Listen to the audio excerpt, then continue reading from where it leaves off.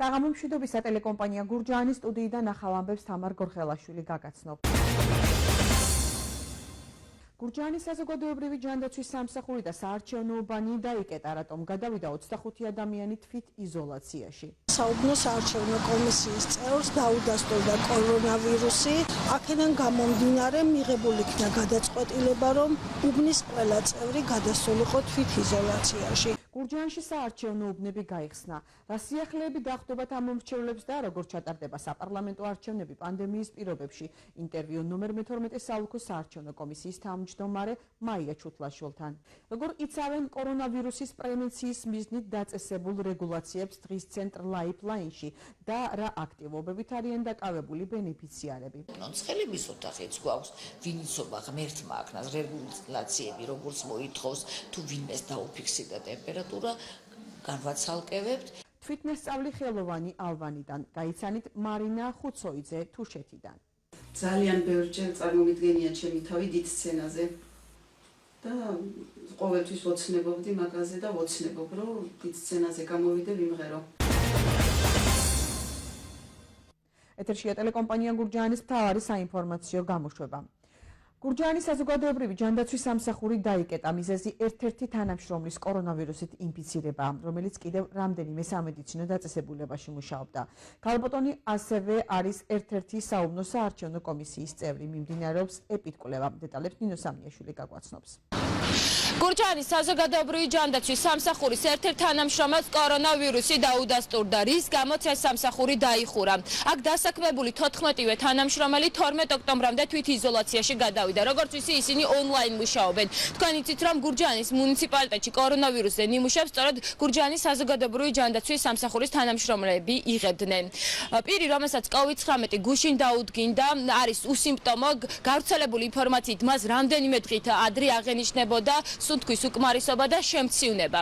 კახეთში კორონავირუსი 3 ადამიანს დაუდასტურდა. დღეის მონაცემებით ასევე საქართველოში COVID-19 453 ადამიანს დაუდგინდა. ამის შესახებ ინფორმაცია ინფექციური საავადმყოფოს ბოქსირებული განყოფილების ხელმძღვანელმა მარინა ენდელაძე მოგაწოდა.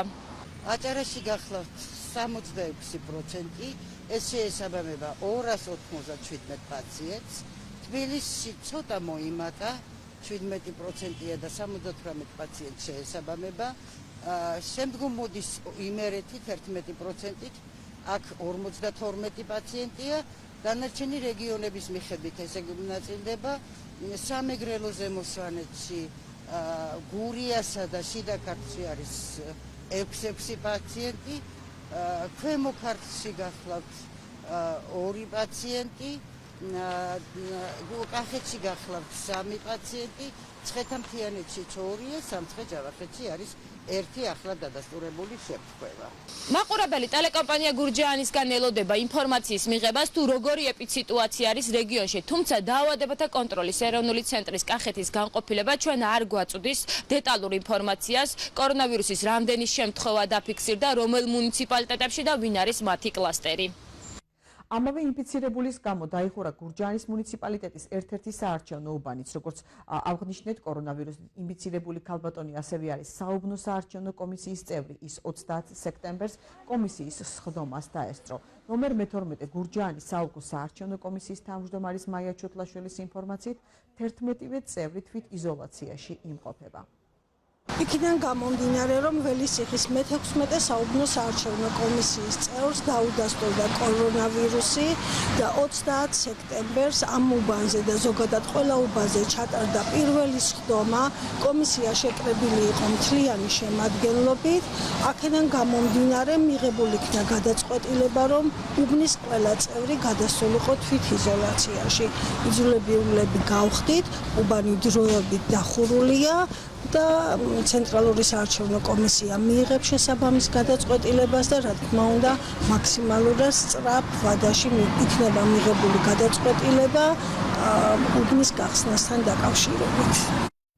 გურჯაანის მუნიციპალიტეტში 51 საუბნო საარჩევნო კომისია გაიხსნა. ჩატარდა პირველი სხდომები, სადაც კომისიის თავმჯდომარე მოადგილე და მდივანი აირჩიეს. საუბნო საარჩევნო კომისიის წევრებმა უკვე გამოაკრეს კედლის სიები და ნებისმიერ ამომრჩეველს შესაძლებლობა აქვს გადაამოწმოს საკუთარი თავი არის თუ არა ის სიაში. დღეს დასრულდა საინფორმაციო ბარათების დარიგებაც. გურჯაანის ნომერ 1 საუბნო საარჩევნო კომისიის თავმჯდომარე მოქალაქეებს მოუწოდებს სიებში გადაამოწმონ საკუთარი მონაცემები და იმ შემთხვევაში თუ არ არიან მიმართონ საუბნო ან საოლქო საარჩევნო კომისიას. გურჯაანის მე-12 საარჩევნო ოლქის ნომერ 1 საუბნო საარჩევნო კომისიის სხდომა ჩატარდა. არჩეული იქნა თავმჯდომარე, კომისიის თავმჯდომარის მოადგილე და კომისიის მდივანი. სხდომას ესწრებოდა 12-ვე წევრი. გადმოგვეცა ჩვენი პირველი უბნის მოქალაქეთა სიები, ვინც მონაწილეობას იღებს არჩევნებში, გამოკრული გვაქვს სიები. ვარიგებთ ამომრჩეველთა ბარათებს, ვინც უნდა მიიღოს მონაწილეობა ამ ჩვენ უბანზე არჩევნებში. ყველა მოქალაქეს მოუწოდებ, რომ მოვიდნენ, გადაამოწმონ სიები და თუ ვინმე გამორჩენილი არის, მოგმართონ საუბნო კომისიას ან საოლქო კომისიას, რომ დროულად იქნეს შეყვანილი დაზუსტებულ სიაში.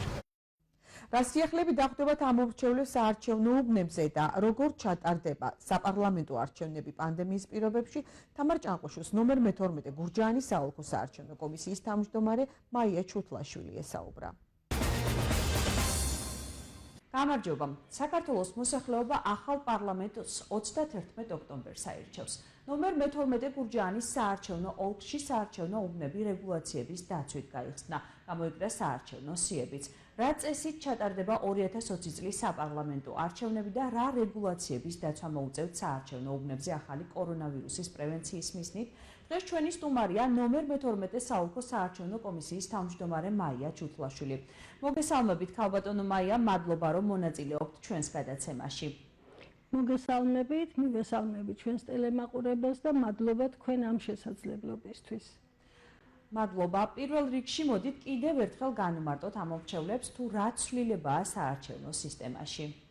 მოგახსენებთ, უკვე ყველა მიცის, რომ კანონმდებლობაში შესული ცვლილების შესაბამისად 2020 წლის 31 ოქტომბრის არჩევნებზე ავირჩევთ ახალ პარლამენტს, რომელიც წინა პარლამენტისგან განსხვავებით დაკომპლექტდება ახალი წესით და ეს იქნება 120 პროპორციული წესით არჩეული დეპუტატი და 30 მაჟორიტარული წესით არჩეული წარმომადგენელი. ქალბატონო მაია, სულ რამდენი კანდიდატია დღეს მონაცემებით დარეგისტრირებული და რომელ რიცხვამდე შეუძლიათ მსურველებს განაცხადის გაკეთება? დღევანდელი მდგომარეობით მე-9 მაჟორიტარულ ოლქში დარეგისტრირებული არის 3 კანდიდატი. ეს გახლავთ დავით არხანმოურავი ირმა-ინაშვილი საქართველოს პატრიოტთა ალიანსის მიერ წარმოდგენილი კანდიდატი, მეორე ეს არის გია გაჩეჩილაძე მწვანეთა პარტია, ხოლო მესამე კანდიდატი წარმოდგენილი არის მშრომელთა სოციალისტური პარტიის მიერ. და რომელ რიცხვამდე შეუძლიათ კანდიდატებმა გააკეთონ განაცხადი? მე-9 მაჟორიტარულ ოლქში და ზოგადად კანონმდებლობის შესაბამისად რეგისტრაცია 11 ოქტომბერს დასრულდება. ქალბატონო მაია, უკვე გაიხსნა საარჩევნო უბნები და გამოიკრა სიებიც. რა მიმდინარეობს ამჟამად საარჩევნო უბნებზე, როგორც ვიცით, კომისიის წევრებს ჩაუტარდათ ტრენინგები, ასევე როგორ უნდა გადაამოწმოს ამომრჩეველმა საკუთარი თავი არის თუ არა იგი სიაში? დიახ, გურჯაანის საოლქო საარჩევნო კომისიაში შემავალი და ზოგადად მე-9 მაჟორიტარულ ოლქში შემავალი ყველა საარჩევნო უბანი გახსნილია. 30 სექტემბერს ჩატარდა ყველა უბანზე პირველი სხდომები და ზუსტად ამ დღიდან დაიწყო კომისიის წევრების უფლებამოსილება. ყველა საარჩევნო უბანზე გამოკრული არის საარჩევნო სიები და მინდა თქვენი ეთერით ვთხოვოთ ჩვენს მაყურებელს მიბრძანდნენ საარჩევნო უბნებზე და გადაამოწმონ როგორც საკუთარი მონაცემი, ასევე მათი ოჯახის წევრებიც. არიან ისინი თუ არა ამომრჩეველთა ერთიან სიაში, ან რაიმე მონაცემში ხომ არ არის რაიმე სახის უზუსტობა ან ხარვეზი. მათ საშუალება აქვთ თუ კი ნახავენ რომ რომელიმე წევრი, ოჯახის წევრი გამორჩენილი არის ამომრჩეველთა ერთიან სიაში, ან ადგილი აქვს რაიმე სახის უზუსტობას, მათ შეუძლიათ მიმართონ როგორც საუბნო საარჩევნო კომისიას, სადაც ისინი არიან რეგისტრირებული, ასევე საოლქო საარჩევნო კომისიას და მოითხოვონ ამ ხარვეზის გამოსწორება. ასევე საინტერესოა კორონავირუსის პრევენციის მიზნით რა რეგულაციებს იცავენ საარჩევნო უბნებზე. თვითონ საარჩევნო უბანს პირველი სხდომების გახსნამდე მიეწოდა 12-ვე კომისიის წევრისთვის ინდივიდუალური სადეზინფექციო საშუალება. ასევე თითოეულ უბანს გააჩნია ელექტროთერმომეტრი, რომლითაც ყოველდღიურად ხდება უბანზე შესული ადამიანების ტემპერატურის გაზომვა.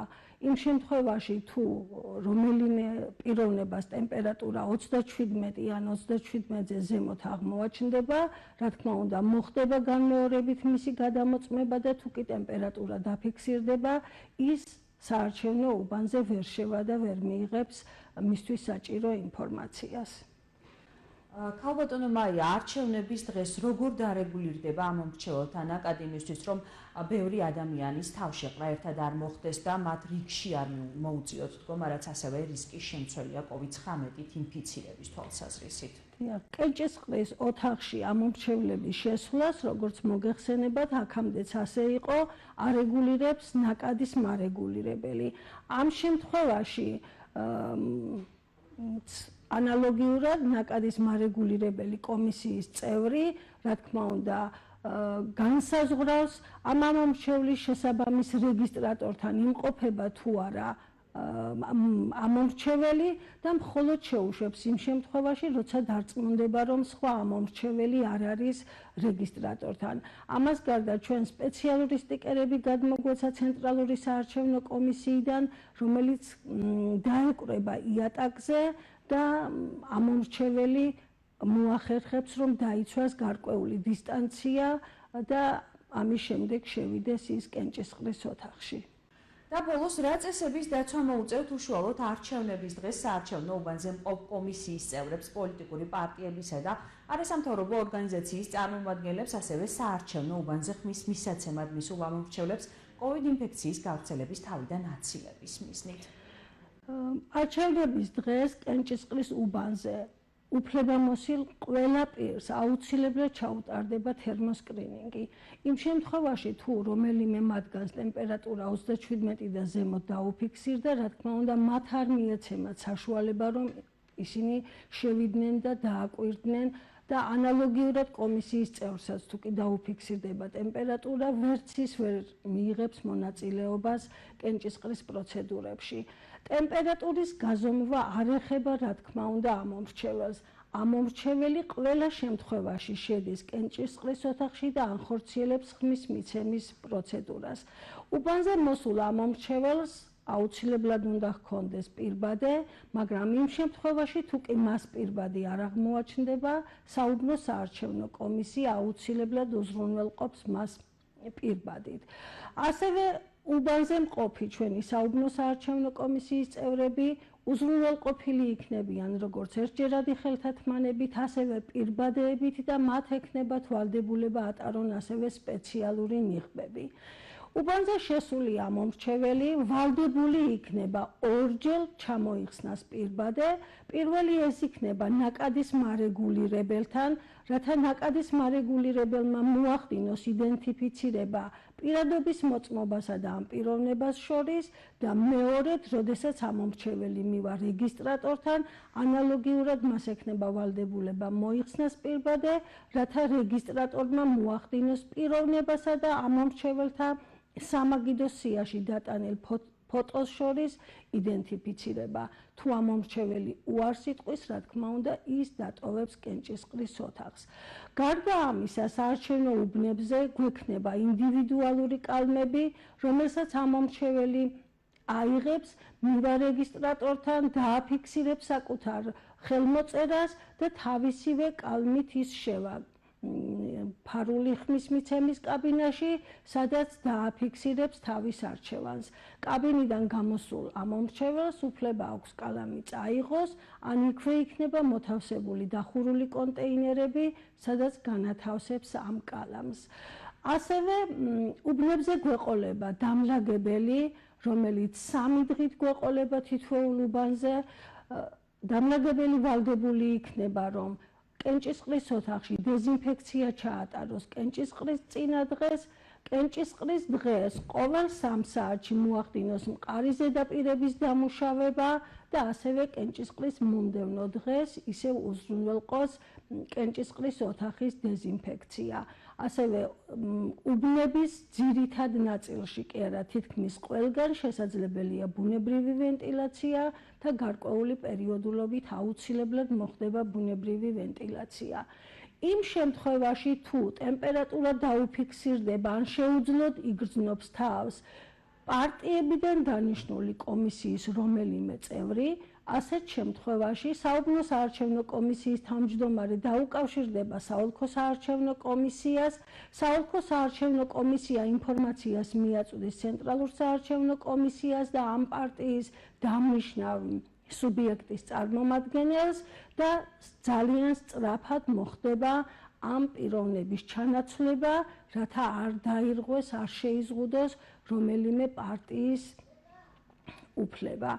ასე რომ საარჩევნო ადმინისტრაცია ყველაფერს აკეთებს, ძნელია ყველა იმ რეგულაციის ჩამოთვლა, რაც გათვალისწინებულია, ყველა უბანზე აუცილებლად იქნება დეზობარიერი, აუცილებლად შესასვლელში იქნება მოთავსებული სადიზინფექციო ხსნარები, რითაც ამომრჩეველიც და ნებისმიერი შემსვლელი უბანზე უფლებამოსილების მქონე პირი მოახდენს ხელების დეზინფექციას.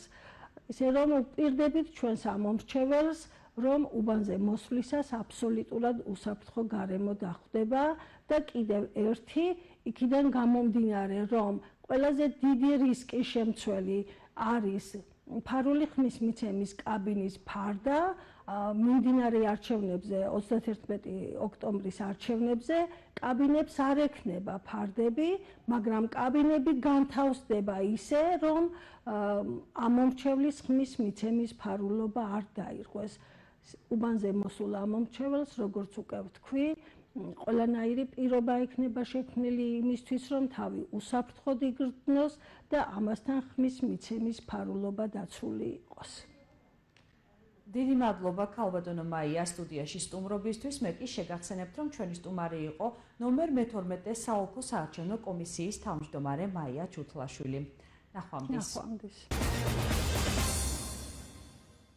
2 ოქტომბრის მონაცემებით რთველი 2020-ის ფარგლებში კახეთში ღვინის საწარმოებს ყურძენი 23,000-მა მევენახემ ჩააბარა. ამ ეტაპზე კახეთში 232,000 ტონა ყურძენია გადამუშავებული. ყველაზე დიდი რაოდენობით 70,000 ტონა გურჯაანშია მოწეული. ამჟამად რთველი კვლავ აქტიურად მიმდინარეობს გურჯაანისა და საგარეჯოს მუნიციპალიტეტებში. კახეთის პოლიციამ მიმალვაში მყოფი მსჯავრდებული დააკავა. საუბარია არასრულწლოვანთან სექსუალური ხასიათის ქმედების განხორციელების ბრალდებით დაკავებულ 58 წლის მამაკაცზე. როგორც ცნობილია, 1 ოქტომბერს თბილისის სააპელაციო სასამართლომ გააუქმა გურჯაანის რაიონული სასამართლოს გამამართლებელი განაჩენი და ის დამნაშავედ ცნო. შინაგან საქმეთა სამინისტროს ინფორმაციის სწორედ ამ განაჩენის გამოცხადების შემდეგ მიიმალა მსჯავრდებული სოფელ უზუნთალის მიმდებარედ არსებულ დღეში. პოლიციამ მამაკაცი ლაგოდეხის მუნიციპალიტეტში დააკავა. სააპელაციო სასამართლომ მას ჩადენილი დანაშაულისთვის 13 წლით პატიმრობა მიუსაჯა. დღის ცენტრ Lifeline-ში აქტივობებს რეგულაციების დაცვით დაუბრუნდნენ. 6 თვიანი შესვენების შემდეგ ბენეფიციარებს კვლავ შესაძლებლობა აქვთ საყვარელი საქმე აკეთონ და თიხით, თეკითა და ხით ნამუშევრები შექმნან. რაწესების დაცვა უწევთ დღის ცენტრის ბენეფიციარებს კორონავირუსის პრევენციის მიზნით. სიუჟეტი მერი სამაკაშვილმა მოამზადა.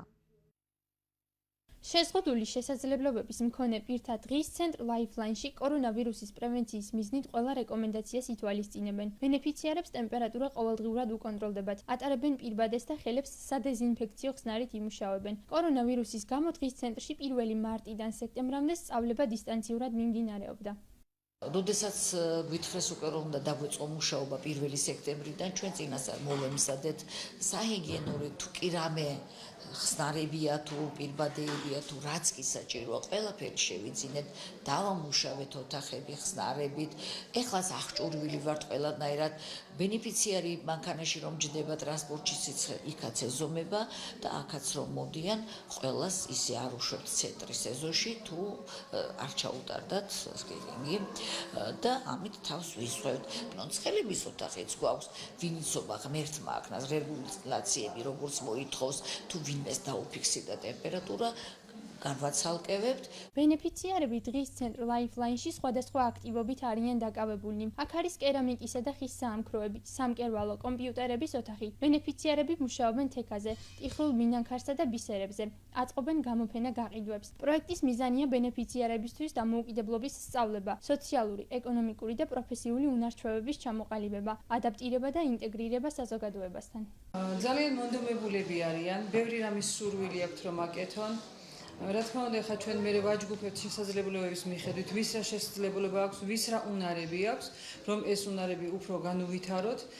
თუ რამე არ შეუძლიათ, ვცდილობთ რომ ისინი ავათვისებინოთ. კონკრეტულად ჩემთან ძირითადად ბისერებზე მუშაობენ, აკეთებენ მინიატურულ ხეებს, აკეთებენ ნებისმიერ სამკაულებს, სამაჯურებს, გულსაკიდებს, საყურეებს. ერთი ოჯახი გვაქვს. მასწავლებლები, გულიკო დიდი იმედები არიან ჩემთვის. პირბადებს ავკერავთ, მუშაობთ ხელობაზე, კერამიკაზე მუშაობთ. დღის ცენტრში ამჟამად 40 ბენეფიციარი და 7 პედაგოგია. იგი შაბათ-კვირის გარდა ყოველდღე მუშაობს. ბენეფიციარებს აქვთ ორჯერადი კვება და ისინი უზრუნველყოფილნი არიან ტრანსპორტირებით. დღის ცენტრ Lifeline-ს ჯანდაცვის სამინისტრო აფინანსებს. თვითნასწავლი მუსიკოსი ქალი ალბანიდან წარმოშობით თუში მარინა ხეცოიძე რამდენიმე ინსტრუმენტზე უკრავს და მღერის. როგორც თავად ამბობს, მუსიკალურ ოჯახში გაიზარდა და სიმღერის გარეშე ცხოვრება ვერ წარმოუდგენია. ასევე გატაცებულია ქსოვით, ქარგვითა და თექაზე მუშაობით. ეს მისი შემოსავლის წყაროცაა. მის ნამუშევრებს ძირითადად ტურისტები ყიდულობენ. თვითნასწავლ ხელოვანს გიორგი ბაღანაშვილი გაგაცნობთ.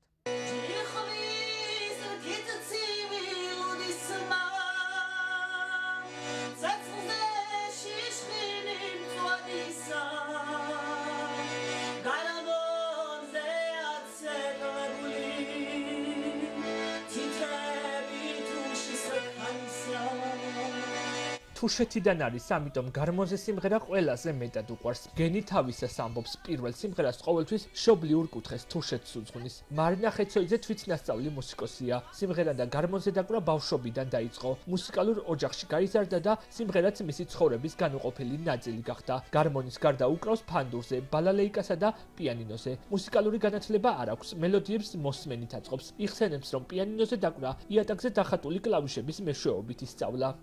3 წლის ვიყავი, პატარა გარმონი მქონდა, უკრავდი, ვახერხებდი რაღაც მელოდიების აწყობას. მერე 7 წლის რო ვიყავი, უკვე კაზანზე უკრავდი, ვახერხებდი დაკვრას და ესე ჩემი თვისწავლე. ჩემი პირველი სიმღერა იყო რა ლამაზია თუშეთი, ეგ მელოდია ვისწავლე პირველად, ეგ ავაწყე, დავიწყე მაგით სიმღერა და ძალიან მომეწონა და პირველად როცა გარმოს დავიჭერ ხელში, ვიწყებ მაგ სიმღერით სიმღერას. მე 4-5 კლასში დავდიოდი, როცა დავიწყე პიანინოზე დაკვრა, სახლში რა თქმა უნდა არ მქონდა პიანინო. ჩემს ოთახში პოლზე მქონდა პიანინოს კლავიშები დახაზული, მე ზუსტად ვიცოდი რა რომელი კლავიში რა მელოდიას გამოსცემდა და იქ მეცადინეობდი ხოლმე. მუსიკალურ ინსტრუმენტებს მის ოჯახში საპატიო ადგილი უკავია. სცენაზე არასდროს მდგარა. თვითნასწავლი მუსიკოსის შემოქმედებას მხოლოდ მისი მეგობრები იცნობენ. მარინა ხეცოიძის ოცნებაა, რომ ოდესმე დიდ სცენაზე დადგეს. თელავში არ იყო მან იმ პერიოდში, როცა მე სკოლა დავამთავრე, მუსიკის არანაირი ისინი არ იყო რა და თბილისში არ გამიშვა მამაჩემმა სასწავლებლად. ძალიან ბევრჯერ წარმომიდგენია ჩემი თავი დიდ სცენაზე და ყოველთვის ვოცნებობდი მაგაზე და ვოცნებობ, რომ დიდ სცენაზე გამოვიდე ვიმღერო. მუსიკის გარდა სხვა გატაცებაც აქვს, ქსოვს, ქარგავს და თექაზე მუშაობს. უამრავი ნამუშევარი აქვს შესრულებული. წინდებს, ფარდაგებს, ჩანთებს, ნაქარგებსა და სხვა ხელით ნაკეთ ნივთებს სეზონზე თუშეთში ყიდის. ეს მისი შემოსავლის ერთ-ერთი წყაროა. ქსოვა, ქარგვა და თექაზე მუშაობა უფროსი დებისგან ისწავლა. ამბობს, რომ ეს საქმე უყვარს და ამშვიდებს. მუსიკის გარდა ქსოვ წინდებს, ქარგავ ეროვნულ აქსესუარებს, ასევე თელავ, თექაზე ვმუშაობ, ვაკეთებ სურათებს, აი ეს ჩარჩოში ჩასმული სურათებიც ჩემი ნამუშევარი. ჩემი უფროსიდები ქსოვდნენ, ქარგავდნენ, კერავდნენ ძალიან კარგად და დავინტერესდი მეც და ესე ვუყურებდი ხოლმე პატარა რო ვიყავი ძალიან პატარა, როგორ ქსოვდნენ, როგორ აკეთებდნენ ნამუშევრებს და დავინტერესდი და ვისწავლე მეც. თვითნასწავლი ხელოვანი, რომლის შემოქმედებასაც ძალიან ცოტა ადამიანი იცნობს, ალმასში ცხოვრობს. მისი ასეთი გადაცემა კი, როგორც თავად ამბობს, თუშური გენისა და ოჯახის დამსახურებაა. გამოშვებას რეგიონის გარეთ განვითარებული მოვლენებით განვაგრძობთ. კორონავირუსთან დაკავშირებით შექმნილი საკოორდინაციო საბჭოს გადაწყვეტილებით ინფიცირებულთა კონტაქტების მოძიების პროცესი გააქტიურდება.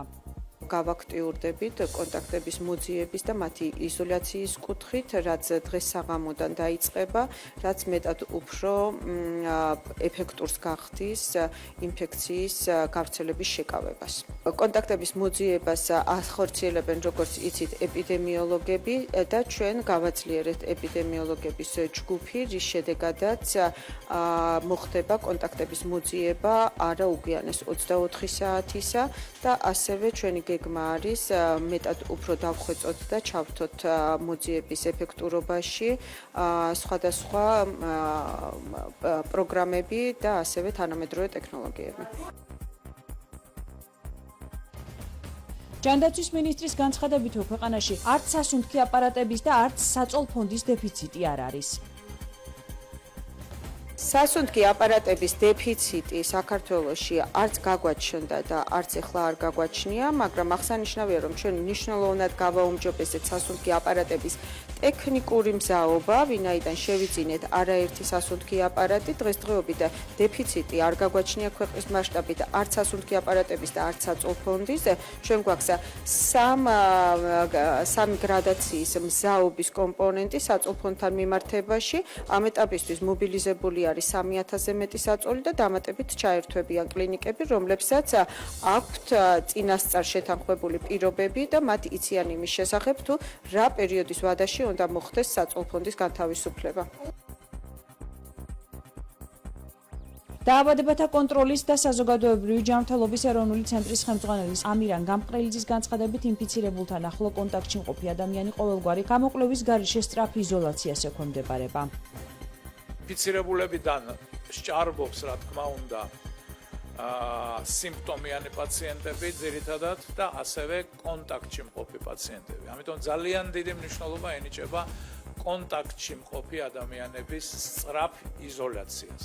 და ამაზე გამახვილდა დღეს ყურადღება საკოორდინაციო საბჭოზე, რომ ერთ-ერთი ვთქვათ ახალი მიდგომა რაც გვექნება, იქნება რომ ინფიცირებულთან ახლო კონტაქტში მყოფი ადამიანები რაც შეიძლება სწრაფად ყოველგვარი გამოკვლევის გარეშე ხაზს უსვამ.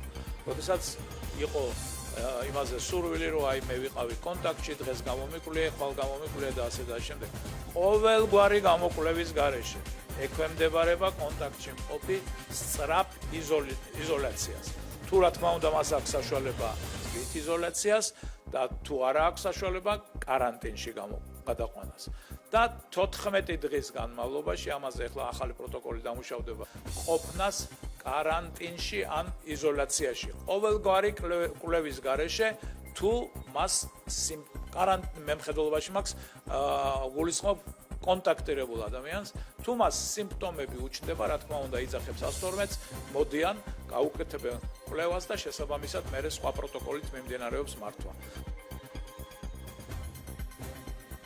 ამირან გამყრელიძე ხანდაზმულებსა და ქრონიკული დაავადებების მქონე ადამიანებს კიდევ ერთხელ მოუწოდებს ნაკლებად იმოძრაონ გარეთ. მოუწოდეთ მოსახლეობას და ასევე მიუმართავ აჭარის მოსახლეობას მოგეხსენებათ პირბადე მანდატორულია დახურულ შენობებში, მაგრამ რადგან აჭარაში ჩვენ გვაქვს სერიოზული გავრცელება, ამიტომ სასურველია და რეკომენდირებულია ღია სივრცეებშიც ვიხმაროთ პირბადე. მაგრამ რა თქმა უნდა თუ ვინმე არ ხმარობს ეს დასჯადი არ იქნება, მაგრამ კიდევ ერთხელ ვამბობ რეკომენდირებულია დღეს, რადგან ინციდენტობის მაჩვენებელი აჭარაში ჩვენ გვაქვს დაახლოებით 7-8 ჯერ მეტი, ვიდრე საშუალო ქვეყნის მაჩვენებელია. ამიტომ სასურველია რომ პირბადე ჩვენ აჭარაში ვიხმაროთ გარეთაც. მეორე ის სლოგანი რაც გაზაფხულზე გქონდა დარჩი სახლში ძალიან მნიშვნელოვანია და განსაკუთრებით მნიშვნელოვანია აჭარის რეგიონისთვის და ასევე მე ვიტყოდი დღეს იგივე დიდი ქალაქებისთვის, სადაც მოსახლეობა ცხოვრობს კორპუსებში, ბინებში და ასე შემდეგ. ანუ ისევ და ისევ, რა თქმა უნდა, ადამიანები ხანდაზმულები პირველ რიგში და ვისაც აქვს გარკვეული ქრონიკული დაავადებები, რაც შეიძლება ნაკლებად რომ ვიმოძრაოთ ამ პერიოდში, როდესაც ეს რესპირაციული ვირუსების სეზონი მოდის და თანდართვა შეიძლება იყოს სხვადასხვა რესპირაციული ვირუსისა, იგივე COVID რესპირაციულ კორონა რესპირაციულ ვირუსზე, სასურველია რომ ეს ადამიანები იყვნენ სახლებში. საქართველოს პრემიერ-მინისტრი გიორგი გახარია შვედეთის სამეფო საგარეო საქმეთა მინისტრ ან ლინდეს შეხვდა. მხარეებმა განიხილეს საქართველოს შვედეთს შორის თანამშრომლობა როგორც ორმხრივ, ისე მრავალმხრივ ფორმატებში და თანამშრომლობის სამომავლო პერსპექტივებზე იმსჯელეს. საუბარი შეეხო შვედეთთან როგორც ეუთოს მომავალ თავმჯდომარე ქვეყანასთან საერთაშორისო თანამშრომლობის აქტუალურ საკითხებს.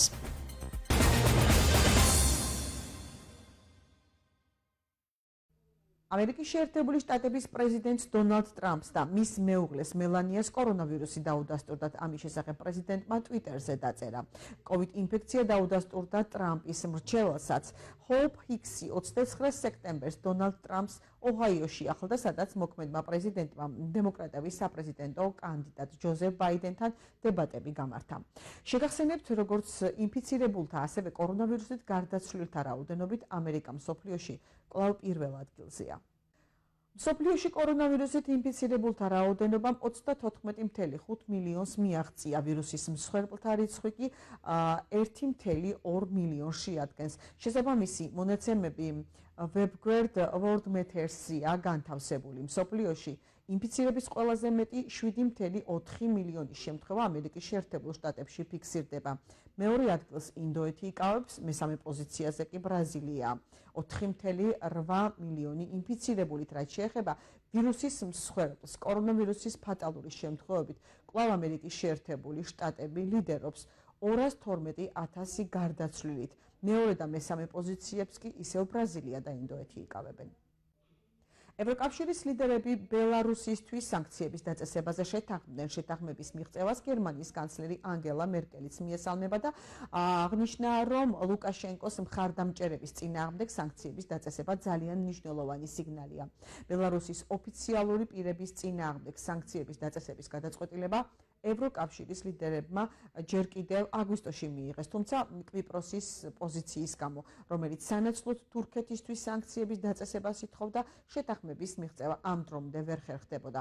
წუხელგამართული სამიტის დროს ევროკავშირმა ანკარა შესაძლო სანქციების შესახებ გააფრთხილა და მოუწოდა აღმოსავლეთ ხმელთაშუაზღვისპირეთში პროვოკაციები და ზეწოლა შეწყვიტოს, რის შემდეგაც კვიპროსი ბელარუსისთვის სანქციების დაწესებას დათანხმდა. საერთაშორისო დოკუმენტური კინოფესტივალის სინედოკ თბილისის გამარჯვებული ფილმები დასახელდა. საუკეთესო ფილმად უმზეო ჩრდილები აღიარეს. ჟიურის განსაკუთრებული აღნიშვნა ხვდა წილად ირინა ცილიკის ნამუშევარს დედამიწა ფორთოხალივით ლურჯია. ფოკუს კონკურსისთვის საუკეთესო ფილმად კი მარიტა თევზაძისა და ანა ჯეგნარაძის პავილიონი დასახელდა. 8 ოქტომბერს თბილისის დინამო არენაზე ევროპის ჩემპიონატის საკვალიფიკაციო ეტაპის პლეი-ოფის ნახევარფინალური შეხვედრა გაიმართება. საქართველოს ნაკრები ბელარუსს დაუპირისპირდება. UEFA-ს გადაწყვეტილებით მატჩს დაახლოებით 18,000 მაყურებელი დაესწრება. ამინდი ტელეკომპანია გურჯაანის ეთერში.